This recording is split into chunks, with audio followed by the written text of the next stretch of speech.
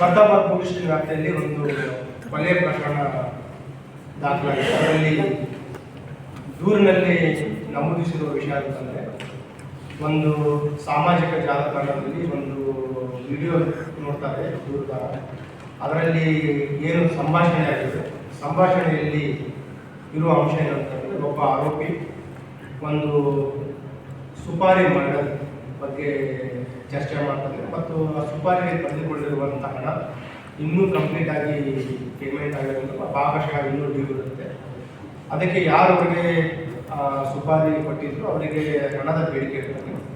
So ಇದನ್ನೆಲ್ಲ ನೋಡಿದರೆ ಏನು ದೂರುದಾರ ಸಹೋದರನಿಗೆ ಒಟ್ಟು 5 ಜನ ಆರೋಪಿಗಳು ಸೇರಿ ಕೊಲೆ ಮಾಡಿ ಅವನನ್ನು ಆ ಕೊಲೆ ಮಾಡಿರುವ ಸಾಕ್ಷಿಯನ್ನು ಕೂಡ ನಾಶ ಮಾಡಿದಂಥ ದೂರ ನೀಡಿದ್ದಾರೆ. ಆ ದೂರಿನ ಆಧಾರದ ಮೇರೆಗೆ ಬರ್ದಾಬಾದ್ ಪೊಲೀಸ್ ಸ್ಟೇಷನ್ನಲ್ಲಿ ಕೊಲೆ ಮತ್ತು ಸಾಕ್ಷ್ಯನಾಶ ಪ್ರಕಾರ ಸೆಕ್ಷನ್ಗಳಲ್ಲಿ ದೂರು ದಾಖಲಾಗಿದೆ. ಈಗಾಗಲೇ ACP ಸಬರ್ಬನ್ ಮತ್ತು ಇನ್ಸ್ಪೆಕ್ಟರ್ ಬರ್ದಾಬಾದ್ ಮತ್ತು ಅವರ ಟೀಮ್ 5 ಜನ ಆರೋಪಿಗಳನ್ನು ವಶಪಡಿಸಿಕೊಳ್ಳುವಲ್ಲಿ ಮತ್ತು ಘಟನೆಯ ಬಗ್ಗೆ ಹೆಚ್ಚಿನ ಮಾಹಿತಿಯನ್ನು ಕಲೆ ಹಾಕುವಲ್ಲಿ ಯಶಸ್ವಿಯಾಗಿದ್ದಾರೆ. ಏನು ದೂರಿನಲ್ಲಿ ನಮೂದಿಸಿದರೆ ಅದರಲ್ಲಿರುವ ಅಂಶಗಳು ಸತ್ಯವಾಗಿರುವ ರೀತಿ ಕಾಣಿಸ್ತಾ ಇದೆ. ಇದರಲ್ಲಿ ಕೆಲವು ನಮಗೆ ಚಾಲೆಂಜ್ ಇರುವಂಥದ್ದು, ಈ ಘಟನೆ ಆಗಿರೋದು 2016-17 ಅಂತ ಹೇಳಿದ್ದಾರೆ, ಮಾರ್ಚ್ ಏಪ್ರಿಲ್ ತಿಂಗಳಲ್ಲಿ. ಈಗೇನು ಅವರು ಆ ಟೈಮಲ್ಲಿ ಕೊಲೆ ಆಗಿರೋದನ್ನು ಮರೆಮಾಚಿ ನ್ಯಾಚುರಲ್ ಡೆತ್ ಅಂತ, ಸಾಮಾನ್ಯ ಮರಣ ಅಂತ ಹೇಳಿ ಲಾಸ್ಟ್ ಡೇಟ್ಸ್ ಎಲ್ಲ ಮಾಡ್ತಾರೆ. ಈಗ ಮುಂದಿನ ಕೆಲವು ನಾವು ಫೋರೆನ್ಸಿಕ್ ಮತ್ತು ಲೀಗಲ್ ಎಕ್ಸ್ಪರ್ಟ್ಸ್ ಜೊತೆ ಮಾತಾಡ್ತಾ ಇದ್ದೀವಿ. ಈ ಏನು ವೈಜ್ಞಾನಿಕವಾಗಿ ಮತ್ತು ತಾಂತ್ರಿಕವಾಗಿ ಮತ್ತು ಏನು ನಮ್ಮದು ಫೋರೆನ್ಸಿಕ್ ಇನ್ವೆಸ್ಟಿಗೇಷನ್ ಇದೆ ಅದರ ಬಗ್ಗೆ ಕೆಲವು ನಿರ್ದೇಶನವನ್ನು ನೀಡಿದ್ದೀವಿ. ಈಗಾಗಲೇ ಆರೋಪಿಗಳನ್ನು ವಶಪಡಿಸಿಕೊಳ್ಳಲಾಗಿದೆ ಮತ್ತು ನ್ಯಾಯಾಂಗ ಬಂಧನಕ್ಕೆ ಸ್ಪಂದಿಸಲಾಗಿದೆ.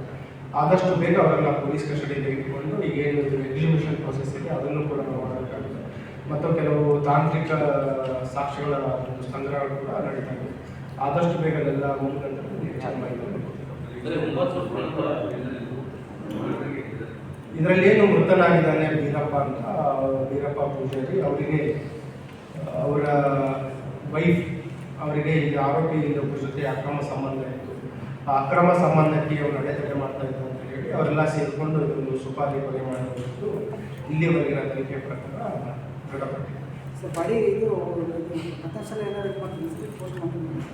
ಅದರಲ್ಲಿ ಅದನ್ನು ಎಕ್ಸಿಬಿಷನ್ ಅಂತೀವಿ.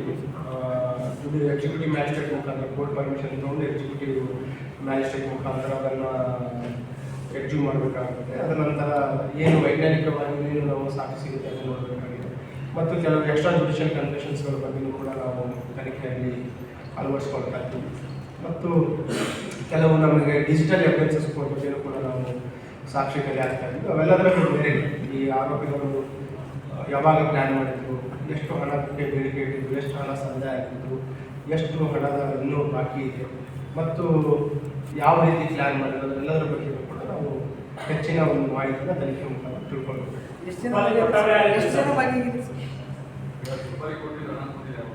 ಅದರಲ್ಲಿ ಅದನ್ನೇ ಹೇಳ್ತಾರೆ, ಈಗ ಕೆಲವು ಪ್ರಾರಂಭಿಕ ಹಂತದಲ್ಲಿರುವ ಮಾಹಿತಿ ಇದೆ, ಖಚಿತವಾಗಿ ತಿಳ್ಕೊಳ್ಬೇಕಾಗಿದೆ.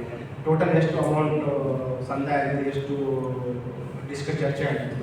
ಇದರಲ್ಲಿ ಪ್ರಮುಖವಾಗಿ ಅದರಲ್ಲಿ ಆರೋಪಿಯಲ್ಲಿ JCB ಸಿದ್ದು ಅಂತಿದ್ದಾರೆ ಮತ್ತು ಶಾಂತಾಬಾಯಿ ಅಂತ ಮೃತನಿದ್ದಾರೆ. ಮೃತನ ವೈಫ್ ಒಂದು ಅಕ್ರಮ ಸಂಬಂಧಗಳಲ್ಲಿ ಘಟನೆ ಆಗಿರುವುದು. ಎಷ್ಟು ಜನ ಟೋಟಲ್ 5 ಜನ ಆರೋಪಿಗಳು.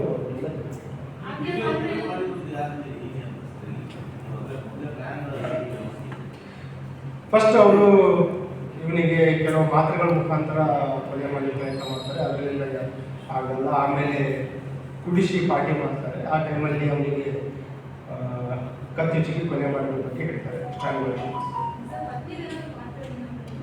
ಅವ್ರ ಪಾತ್ರ ಅವ್ರ ಮೇಲೆ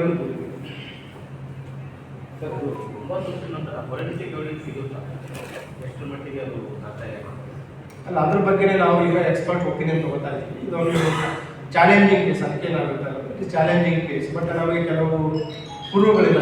ಈಗ ಆರೋಪಿಗಳು ಆಲ್ಮೋಸ್ಟ್ 7-8 ಇಯರ್ಸ್ ಮೇಲಾಗಿದೆ. ನಮ್ಗೆ ಇನ್ನೇನು ಎವಿಡೆನ್ಸ್ ಇರುತ್ತೆ, ಡಿಜಿಟಲ್ ಎವಿಡೆನ್ಸ್ ಇರ್ಬೋದು, ಫೋರೆನ್ಸಿಕ್ ಎವಿಡೆನ್ಸ್ ಇರ್ಬೋದು, ಎಕ್ಸ್ಟ್ರಾ ಜುಡಿಷಿಯಲ್ ಕನ್ಫೆಷನ್ಸ್ ಇರ್ಬೋದು, ಸರ್ಕಮ್ಸ್ಟೆನ್ಷಿಯಲ್ ವಿಟ್ನೆಸಸ್ ಅಥವಾ ಎವಿಡೆನ್ಸಸ್, ಕೊರಾಬರೇಟಿವ್ ಎವಿಡೆನ್ಸಸ್, ಇವೆಲ್ಲಗಳನ್ನು ನಾವು ತನಿಖೆಯಲ್ಲಿ ಅಳವಡಿಸ್ಕೊಂಡು we will try to make as much as possible whatever it is. Thank you.